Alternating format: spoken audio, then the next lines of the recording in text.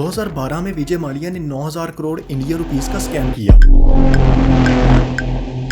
क्योंकि उनको अपनी मल्टीपल कंपनीज खास तौर पे किंगफिशर को नेक्स्ट लेवल पे लेके जाना था। किंगफिशर को इंडिया की नंबर 1 एयरलाइन बनाने के लिए वो बैंक्स में पड़े आपके पैसों से लोन पे लोन लेते रहे, लेकिन फिर फाइनली ये लोन इतना बढ़ गया कि वो डिफॉल्ट कर गए। Vijay Mallya has lost the battle। जहां ज्यादातर airline companies annually 3% to 7% revenue generate करती हैं, वहीं विजय माल्या बिलीव करते थे कि वो किंगफिशर को 40% से ग्रो करेंगे, क्योंकि विजय माल्या ने पहले भी अपनी लिकर कंपनी यूनाइटेड ब्रूवरीज को 1998 से लेकर 1999 तक के एक साल के दौरानिया में 64% से ग्रो किया था। आज हम इन सभी स्टेप्स को देखेंगे कि कैसे विट्ठल माल्या ने यूनाइटेड ब्रूवरीज की बुनियाद रखी, उनके जाने के बाद उनके बेटे विजय माल्या ने कैसे कंपनी को इतना जायंट बनाया कि ये कंपनी आज भी इंडिया का 52% लीकर कंट्रोल करती है। लेकिन फिर कैसे किंगफिशर एयरलाइन से विजय माल्या का डाउनफॉल स्टार्ट हुआ, आखिर में इन सब के बाद भी वो कौन से एसेट्स ओन करते हैं और कैसे यूके में अपनी लग्जरी लाइफ जी रहे हैं।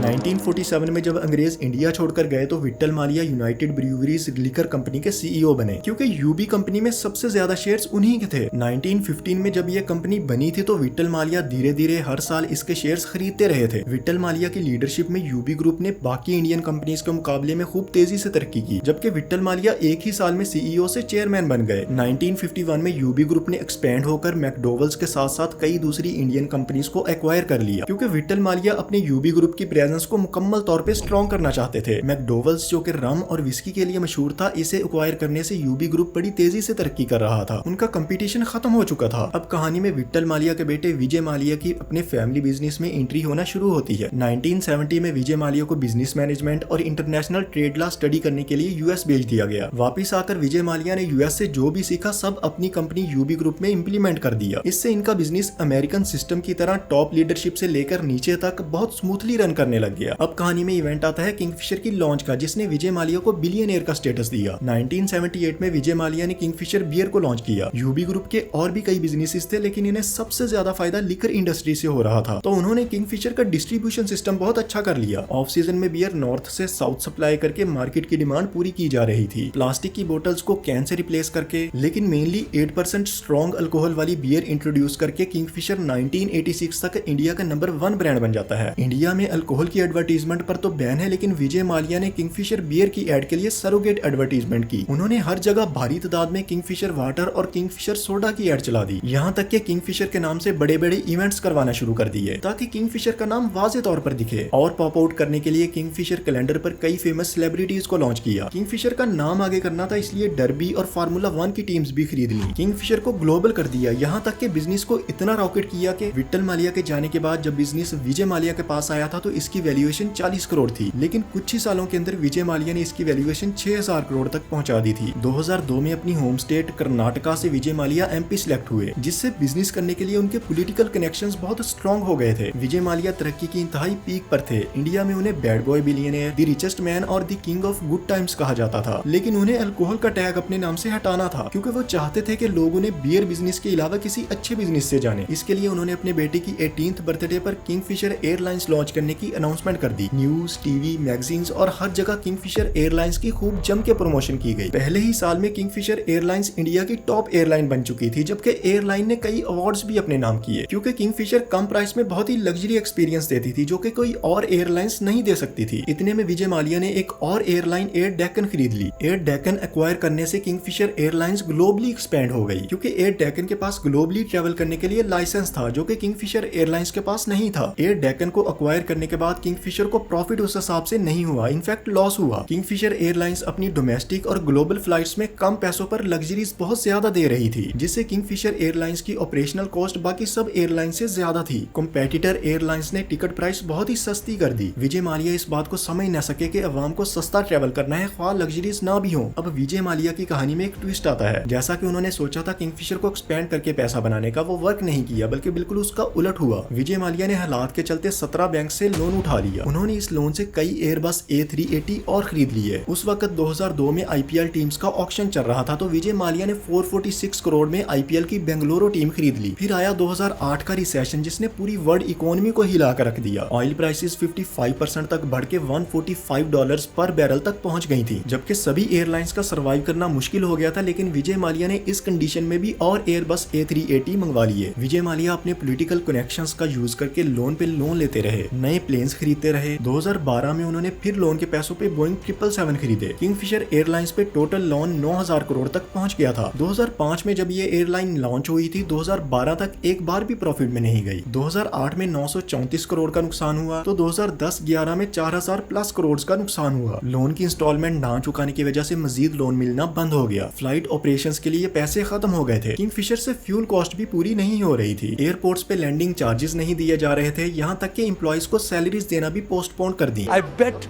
he goes to bed every night saying, why didn't I pay the damn money?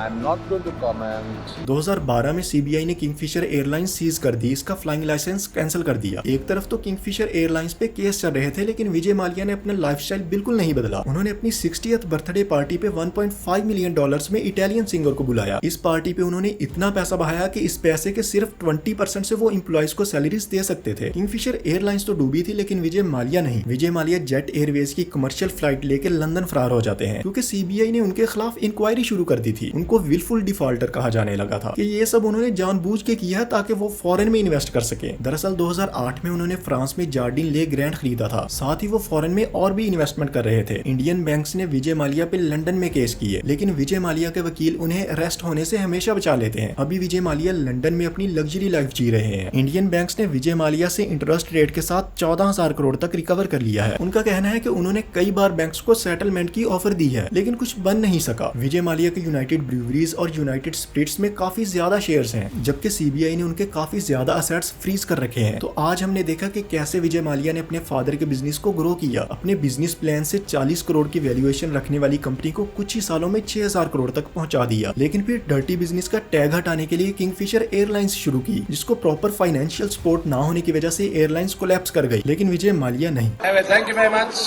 Share my special day. I appreciate it very much. Thank you for your